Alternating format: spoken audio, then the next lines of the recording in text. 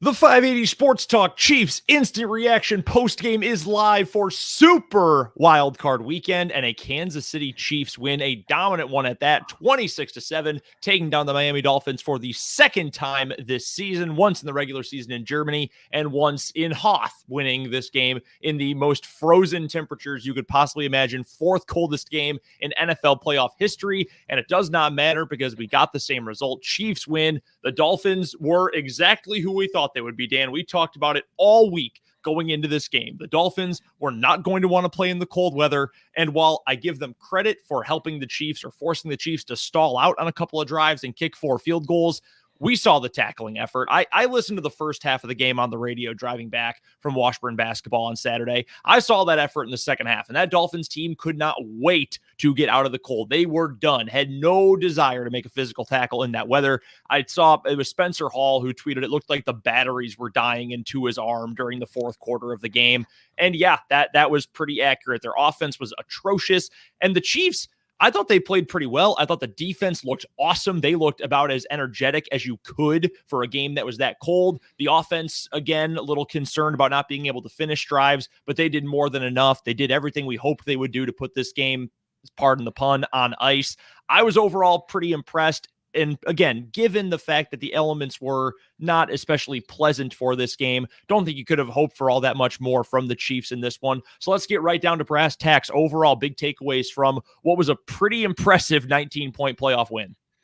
That is a 60 minutes that can win you a Super Bowl. Like, that's the formula right there. We talked about this after the Cincinnati game, and I think we could talk about it in the same way. The complementary football on display, offense, defense, special teams, that can win you a championship. The Chiefs this year, still unbeaten when they get to 21 points. That's the number they feel like they get there, they're going to win. And they got to 26 tonight, and they won pretty handily. Starts with the defense. I just thought they were terrific. They didn't have to bring a lot of blitz pressure on Tua Tagovailoa. Their coverage on the back end was outstanding. They limited the run game. There were no splash plays to be had on the ground. In fact, I don't know this off the top of my head, but I think Tua Tagovailoa had the longest rushing play of the night for the Dolphins. And I thought that might be the case. Obviously, Raheem Mostert and Devin Achane are both banged up. And I watched Achane the first quarter. I said, oh, that's a guy with zero juice. That guy has no juice. And Achane was sparingly used. And those splash plays in the ground game that were my biggest concern coming in were not a factor. That was just not a thing that happened. That was not a thing that the Chiefs allowed. They were really good on early downs. They were awesome on third down. The Dolphins didn't pick up a third down until the fourth quarter. So just a tremendous defensive performance. Sneed Island, indeed. Good shout from our guy, Goober Train, on the YouTube comments. You're welcome into those. If you're watching us on YouTube or on Twitter, post comment. We'll get to those. 100%. Sneed, most of the time was on Waddle today. And Jalen Waddle didn't squat. Tyreek Hill had the one big play, the one big deep ball on an underthrow. Other than that, he was kept largely in check.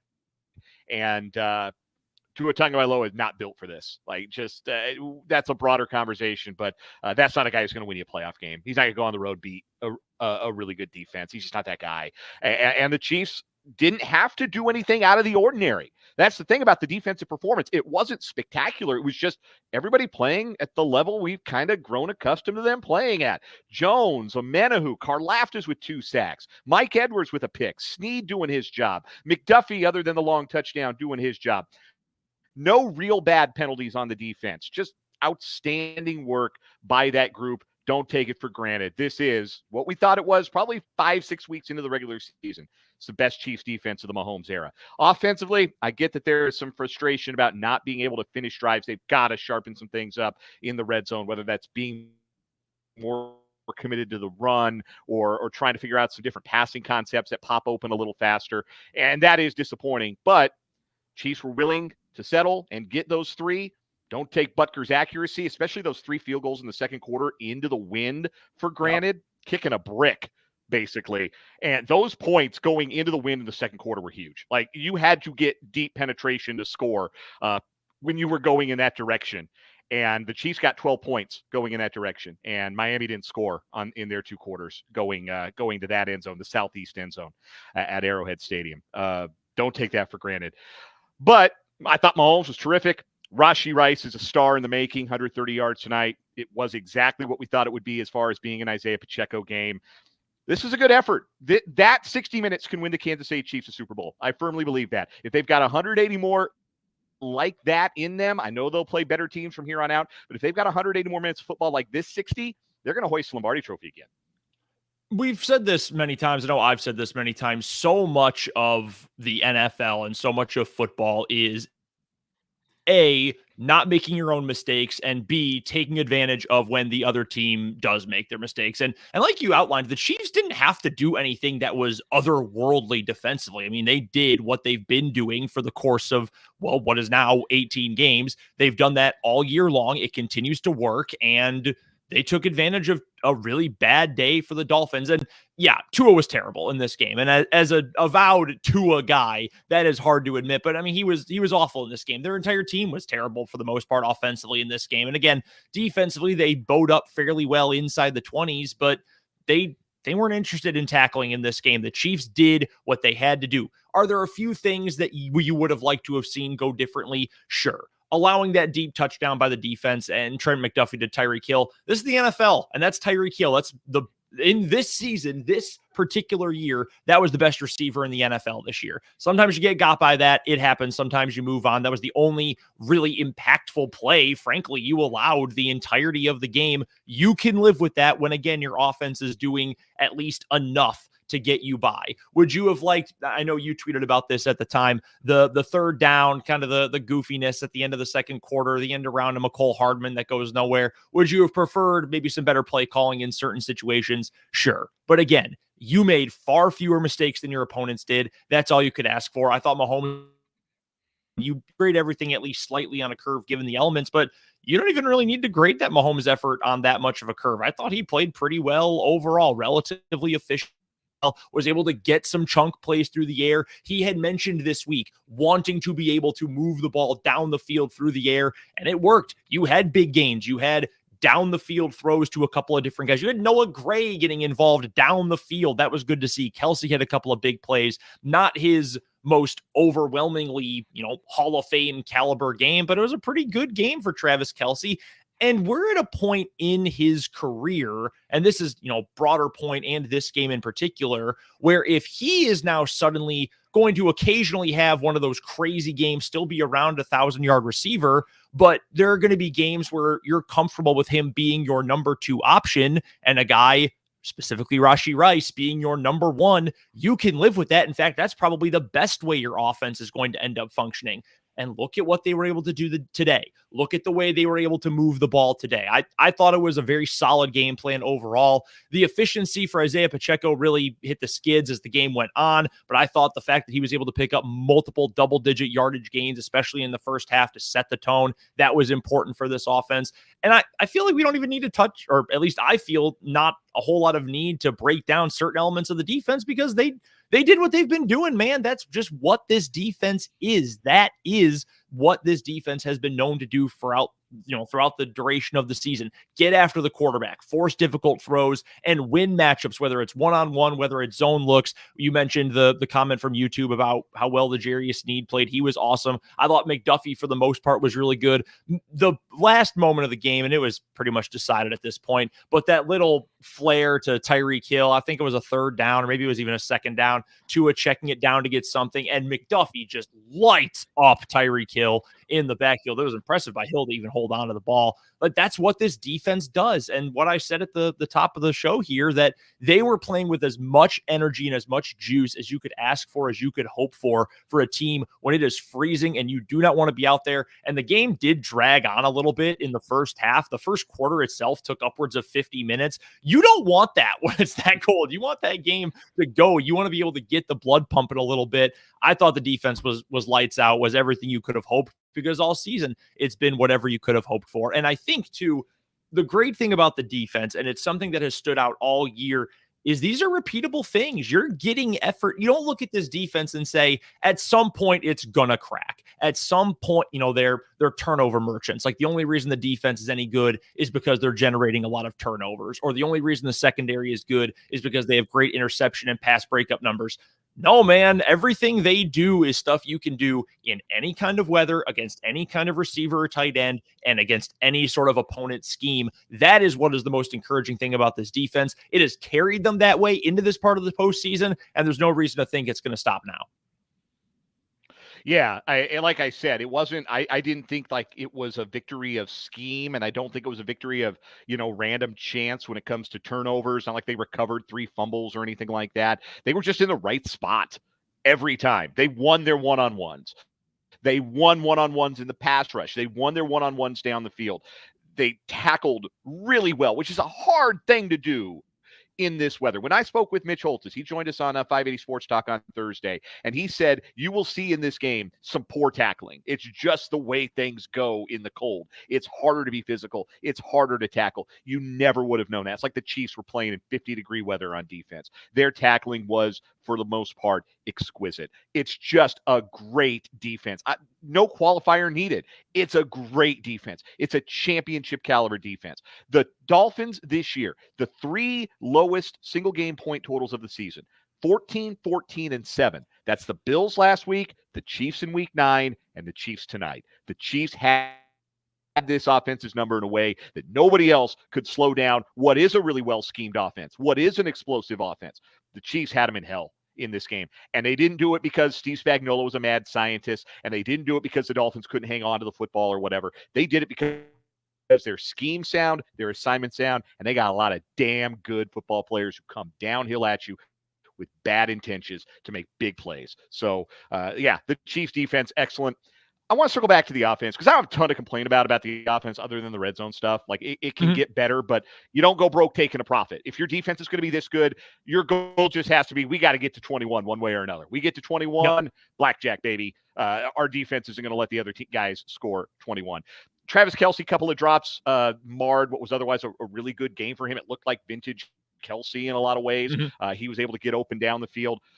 Can I take up for Jawaan Taylor for a second? Because Dan in the YouTube comments, Vance in the YouTube comments, shout out to you guys. Appreciate your thoughts. We got a lot of anti-Jawaan Taylor sentiment in the YouTube comments. And I want to take up for Jawaan Taylor real quick. Okay. Because I know he committed 2 penalties tonight. One of them took a touchdown off the board. That shouldn't have been a penalty. I don't know why me and USA Today's Doug Farrar are the only people saying this, but that was not a penalty. Zach Seiler shoved Jawaan Taylor into Justin Houston. That should not have been a block in the back. That was a poor call by an officiating crew. They made quite a few poor calls tonight, including a big missed defensive holding on a McCole Hardman deep ball that should have been a touchdown, and a pass interference that was missed on Richie James by Jalen Ramsey. It was a poor night again. What else is new for the officiating crew? But Jawaan Taylor got hosed on that one. And then the false start. He committed a false start in this game. Go back and watch that replay. Jawaan Taylor's doing the kick step thing that he always does, getting that kind of cheating, kind of not head start that Chris Collinsworth hates.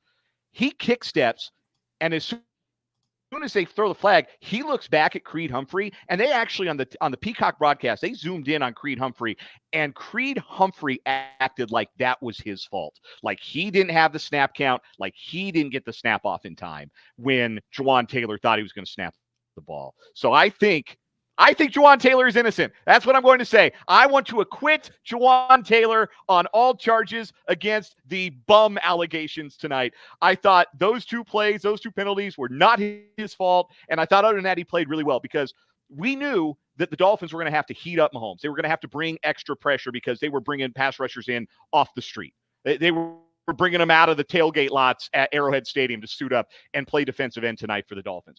So they were going to have to bring extra guys, because when they didn't bring extra pressure, Mahomes had all day to throw. And when they did bring extra pressure, Mahomes was unbelievable. He was so good. They had a plan for the zero blitzes of Vic Fangio, Rashee Rice, crossers, man beaters.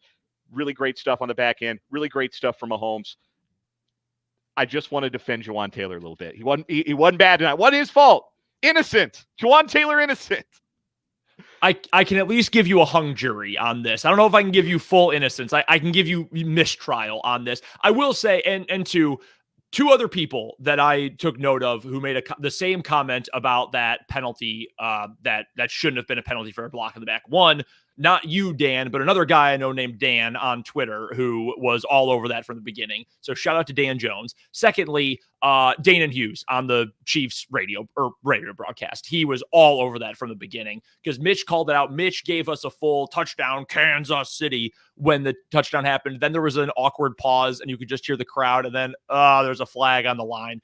And Danon called it out and said that flag came in really late. And then they let Brad Rogers announce it, and then they bring it back. And he said, "Yeah, man, that wasn't a penalty. That one is a nasty call because he clearly got blocked into it." And they were gassing up Seiler all night. It's not like they were picking on the Dolphins being unfair. They were saying all night. In fact, Mitch was much more kind to Zach Seiler than I was on the radio this week during 580 Sports Talk. Seiler had Trey Smith's hands full. Like, Seiler's a good player. Wow. Yep.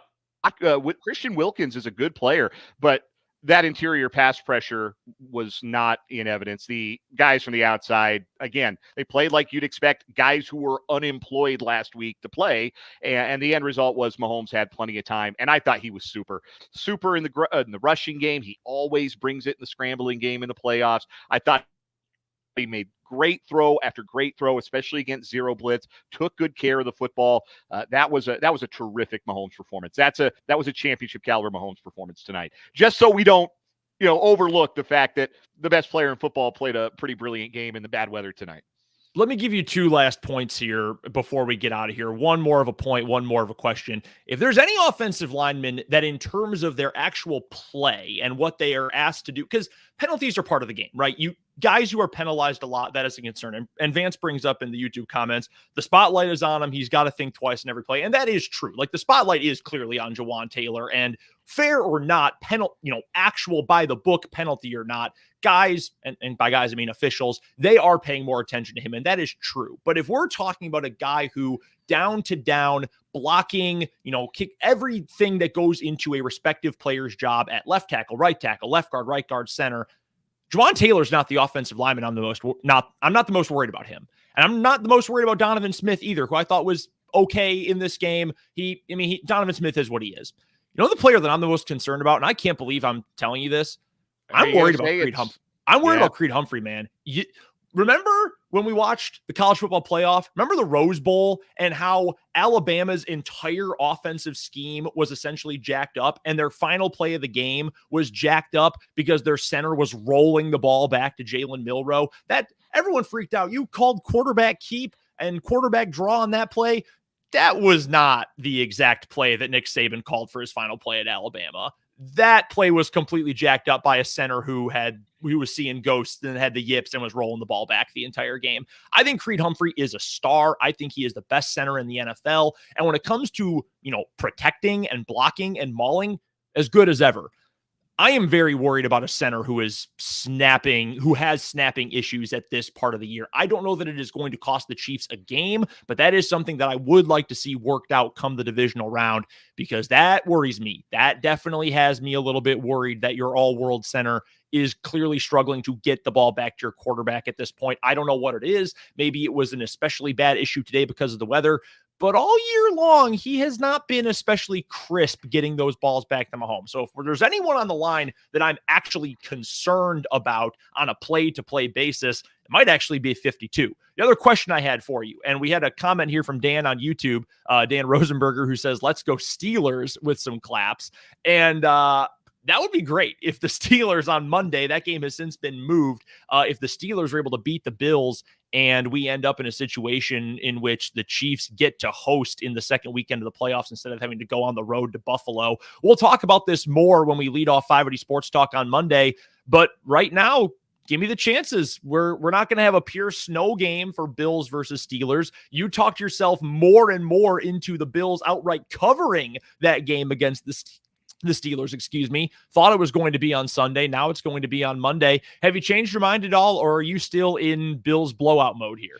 I still think the Bills are going to handle their business, but I'll tell you what, I think there's a bit of a benefit to the Chiefs to be had here. Something that Mitch Holtis has talked about a lot. You've either heard him say it when he's been on with us, you maybe heard it on Chiefs Kingdom or heard it on the broadcast, is that the Chiefs operated at a rest disadvantage for virtually the entire final month and a half of the season. Mm-hmm. They had less rest than their opponent pretty much every game from like week 13 on. Maybe it was even week 12 on. They were playing a team that was coming off a Thursday night, or they had played on a Monday night and had to turn around and play Sunday. There was a rest disadvantage for the Chiefs, and maybe that caught up to them a little bit and was maybe one of the reasons that they struggled down the stretch in December.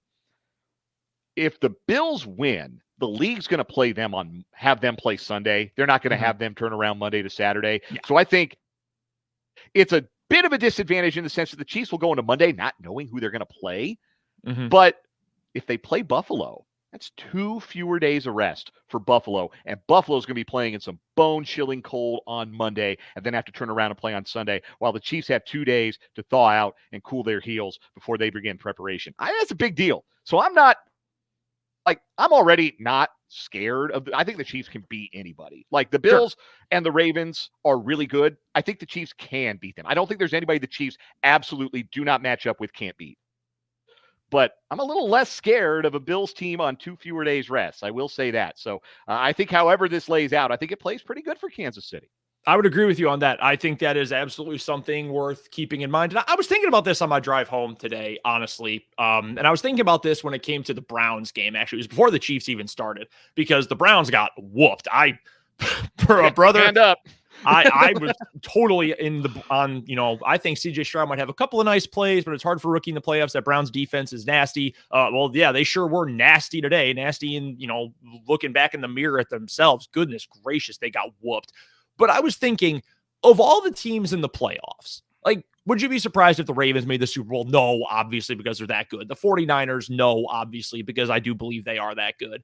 But of all the foibles the Chiefs have shown us this year and all the flaws and chinks in the armor they've shown us this year, you still look at every single team remaining in the playoffs and you say, would you be surprised if the Chiefs made it there as a 3 seed, likely going to have to go on the road at some point during the playoffs? Because I was thinking, the Texans, even though they're playing really hot right now, I'd say, yeah, I'd be surprised given how many new faces they have, how young they are. I would be surprised if they made a Super Bowl. The Browns, even if they had won this game, I would have said, yeah, I would have been very surprised with, 39-year-old Joe Flacco if they had made it all the way to a Super Bowl. The Bills, I would have been surprised. The Steelers, I certainly would be surprised. Same with everybody in the NFC, save for the 49ers. The Chiefs are still in that group, though, for me, because of all the things they still have wrong that need to be worked on offensively and all the personnel things that can't be fixed till the offseason. You still say, okay, Kansas City Chiefs, yes or no, would you be surprised if they made it? The answer for me is a clear and decisive no. I would not be surprised one bit if the Chiefs made it back to the Super Bowl. And they did nothing in this game against the Dolphins to make me think differently about that point. And I think that's got to be a credit to coaching, playing, and not having to worry about a game that's this cold again. Probably going to be pretty nice for the Chiefs, no doubt about that. We're going to talk all about this game and more. Oh, go ahead, Dave. I'll tease you. Just one. One final point. It's a championship caliber defense and it's a championship caliber quarterback. And you take care of the ball. They still made mistakes tonight. They can still trim some mistakes, but even at 13-7 late in the first half, even at 16-7 at halftime, this game did not feel in doubt. And the reason it didn't feel in doubt: championship caliber defense, championship caliber quarterback. You take those two things, you can go a long, long way in the postseason. And I think they are in playoff mode. I think we can flush the Raider game. Okay. I think we can look back and we can flush that. That's not who this team is. That tonight is who the Kansas City Chiefs are. That team can win a Super Bowl. I'm not guaranteeing anything, but the team we saw tonight, they can win another Lombardi, and they took the first step toward it tonight. And we'll talk even more about that point coming up on Monday. 580 Sports Talk will be with you from 2 until 6, breaking down this one, all the other action from Wild Card Weekend. We will have full reaction to all of it. We'll preview the Monday night game as well. Plenty of basketball, high school basketball too. Vance with a shout out to Dan for a great call of Thanks, Stephen versus Vance. Shawnee Heights on Friday night. But plenty of college basketball to get to as well. It's all coming up on 580 Sports Talk on Monday from 2 until 6. But until then, for Dan Lucero, I'm Brendan Dzwierzynski. Chiefs win. They advance, survive and advance. And the Chiefs did a whole lot more than just survive in this one, beating the Dolphins 26-7. We'll talk to you guys Monday at 2 on 580 WIBW about all things Super Wildcard Weekend. We'll talk